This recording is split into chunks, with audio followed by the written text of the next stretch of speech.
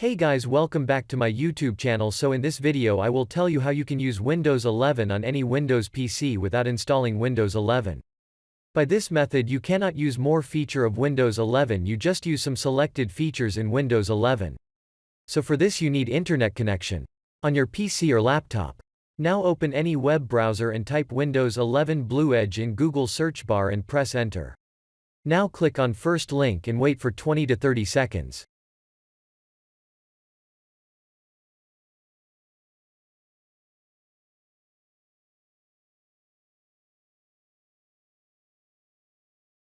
Now add your password if you add in your laptop or PC and press enter. Now as you can see Windows 11 is open in Chrome browser. Now press F11 key in Chrome browser to get full screen.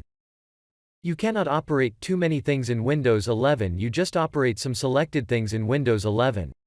For example, you can open Windows 11 Start menu, and if you want to use Calculator in Windows 11 you can use it, and if you want to use Notepad in Windows 11 then you can easily use it as you can see. If you want to open my computer or this PC then you cannot open this. You can open your Microsoft Store in Windows 11 but you can only see user interference. You cannot access too many things in Microsoft Store as you can see.